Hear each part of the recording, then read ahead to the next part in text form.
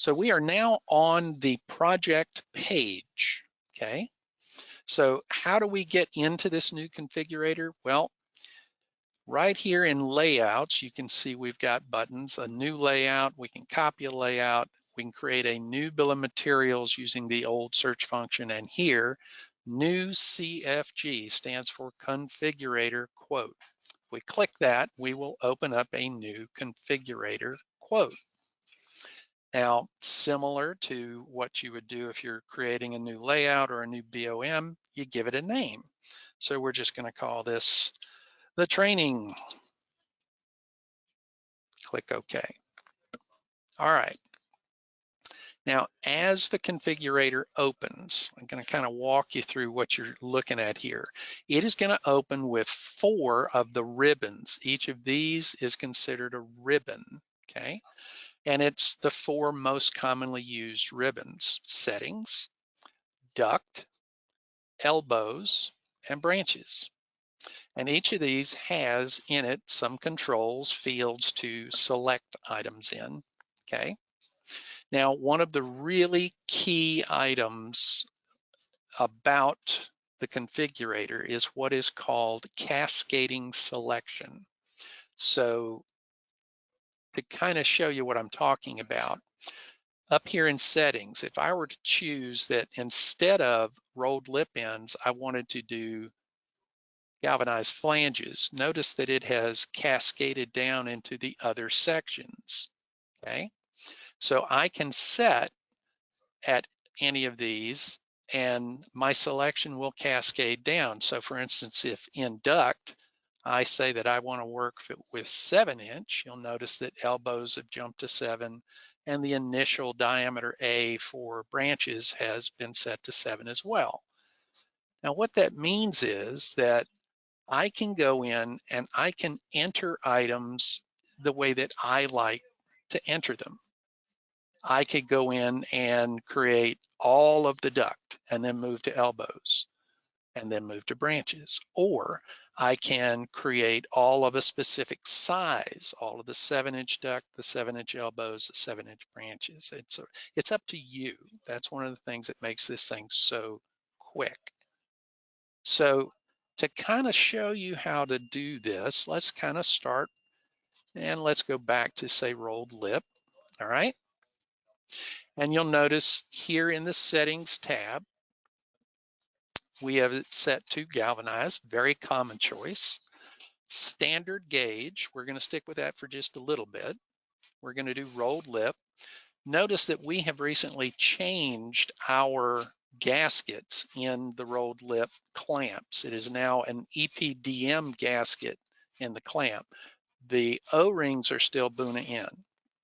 And since we're going to stick with rolled lip, we don't need to worry about the flanged gaskets. So let's go in and say that we need some 6-inch duct. And let's say that I need 3 lengths. Notice that I'm automatically being given a length, okay? By the way, if I chose, I could come in and say that I need, let's say 22 feet, and it will select how many I need in quantity. So you get to do this either way that you want, okay? So we're gonna go ahead and say we want 3, and I'm gonna say that I want 1 adjustable sleeve. If I click the add button, you'll see here on the right, I get the 3 pieces of rolled lip pipe, 6-inch in diameter. I get 1 11-inch, 6-inch diameter sleeve. I get 4 clamps. That's 1 for each pipe and 1 for the sleeve. And then of course our metal surcharge is automatically dealt with, okay? Now since I've already chosen 6, I can also come down and I can choose my elbows. Let's say that I need 2 45-degree elbows. I can stick with our standard radius, which is 1.5, or I can choose different. And let's say that I need 2 of those. So we click add. Now here's another wonderful thing. Notice that the number of clamps is keeping track. They are being added as needed for the selected items. And let's say that we need to go ahead and put in a single branch starting at 6, and the other two will be, say, 4 inches, okay? And we need one of those, add that. And as you can see, again, our clamps are updating. Now, let's go ahead and cancel this for just a second because I want to show you a couple of other things. So we're not gonna save that, but we are gonna go back in. That clears us out, okay? So let's say that in fact we wanted heavy gauge. Well, this is also available when you're drawing your layouts, right? But here in the configurator is where we actually got to put in the custom gauges. Now notice now that I have a new control here and here and here. So I can now choose specific gauges. So let's again say that we want our 6-inch pipe, but we want it not to be the 20-some gauge. Let's say we need it to be 16 gauge, right? And we'll put our 3 in, and I'll put in one of my sleeves, and we add those. And notice that now, instead of being the 22 gauge, we have our 16 gauge materials. Now here's another really neat thing. Let's say that one of these pieces has to connect to a flanged connection. So I can actually come in and change, add one more. We don't need another adjustable sleeve, but we just need one where we're going to have 16 gauge but flanged at one end. We can add that and it automatically adds that for us with the description, okay? Also notice it's already added the price of the flange in with that.